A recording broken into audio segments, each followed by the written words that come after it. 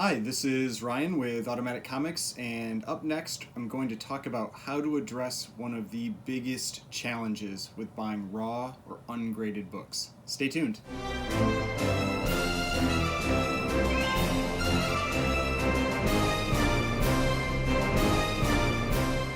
Alright, so before we get started, please remember to hit that like button and hit the subscribe button if you'd like to see more content like this.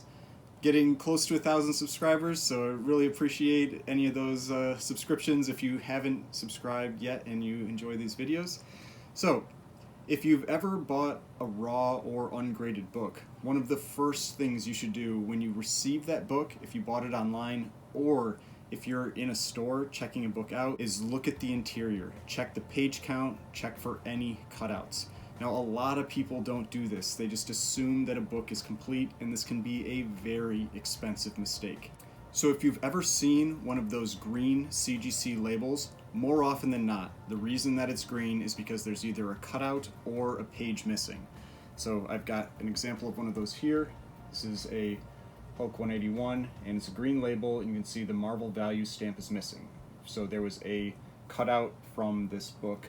So it received a green label instead of a blue label, whereas if this was a blue label, it would probably be like a 1.8 or a 2.0, but instead as a green label, it gets a 7.0 because it presents so much nicer than a standard 2.0 book. And even very experienced buyers and sellers can miss things like cutouts or missing pages. If you watched Very Gary's video earlier this week, one of his unboxing videos, he got a green label back with an Amazing Spider-Man number 129, first Punisher, that he was not expecting, and there were 2 panels cut out. So it is always very important to flip through those books and just look closely for that, because it can mean a big difference in price. Because these green label books do not carry the same value as a blue label or universal book. Now, what I'm going to talk about in this video specifically is page count. And with books from the Silver Age on, having 36 pages is pretty standard. And when I say 36 pages, what I mean is you are counting each side of each page, including the front and back cover. So the front cover is 2 pages, back cover is 2 pages, and each interior page is 2 pages. So if you count each side of each page, you get 36 total pages. But that's not always the case. You can have annuals that have more pages. You can have special issues that are double issues that have more pages. You could have these books that came with toys a lot of the time. Some of these Star Wars books, for example, where they're really thin. They only have a few pages. And so it's not always standard. And especially if you go to the Golden Age, there is zero standardization. They can have all kinds of different page counts going all the way up above 100 pages for some of these books. So you really do want to have a resource to check to make sure that you're getting the correct number of pages in your book and you're getting what you expect. Now, what prompted me to make this video was about a week ago, Two Brothers Comics posted that they needed some help determining the page count on a book for one of their friends. And so I responded and I pointed them to this resource, and they mentioned that it might be a useful video to make, and so I thought I would do that, and I'd walk through how to use this resource. Now, this resource is called the Grand Comics Database, or GCD, and I'll put the URL in the description to this video, but it's www.comics.org. And I use this resource too. I mean, when I buy raw books, especially from the Golden Age, I will go and check how many pages are in that book when I'm doing my flip through. Now, if it's a standard silver, bronze, modern book, I'll generally just assume 36 pages. But when I'm getting into the Golden Age, I don't take that risk.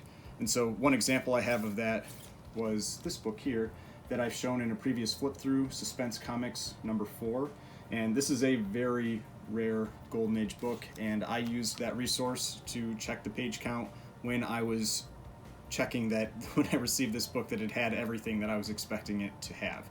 So now with that, I did a little recording of that page and did a voiceover for it, and so I'm going to cut over to that video and then we'll come back here. Alright, so here we are on the Grand Comics Database webpage, and you can see here this is the URL, www.comics.org, and it's really simple to use.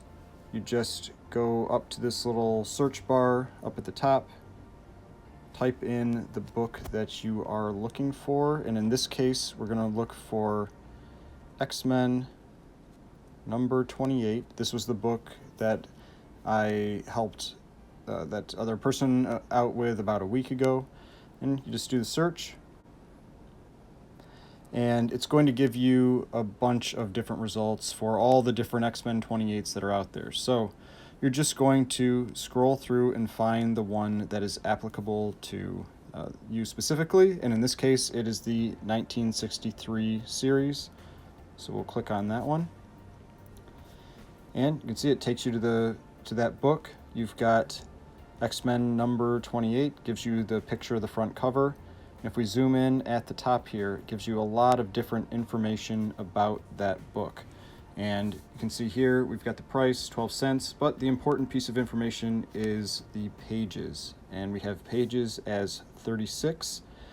And the way that this website counts pages is the same as what I was talking about earlier. It counts every page, including the covers, and it's counting the front and back of each page.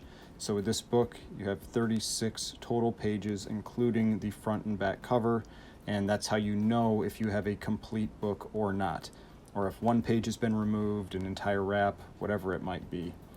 Now, there is a lot of other useful information that's provided on this site as well. You can see it gives you information like who was the cover artist, who did the inking, who the different characters are, what the stories were, any other notes that have been added about this specific book. Now, I want to show that this isn't just common books that are going to be available on here, well-known Silver Age books for this example. I'm going to show one of the books that I've done a flip through in the past. This is a very rare Golden Age book. This is Suspense Comics number 4. And you can see here, it's the first result. Click on that. And again, it gives you the cover of that book. So even for a very rare book, it has that information. You can see here, it gives me that the price was 10 cents and the pages are 52. And believe me, I bought this book raw. I went to this page and I looked this up when I did my page count, because I don't have that information memorized. You can see this is not a standard value from the Golden Age. You can have just about any number of pages, so this type of resource is very useful when you are trying to ensure that you're getting a complete book, everything that you paid for. And now you can see here it gives any information that it has. In this case, it was L.B. Cole that did the cover art. And then it also gives some cool information about the interior. So these books have a lot of different interior stories. It's not all one story. And they give you who did the interior art when they know for each one of those different stories. And so just a lot of useful information for these books that is easily accessible, free, no account is needed, anything like that on this site. So with that, I'm going to jump back out of this video.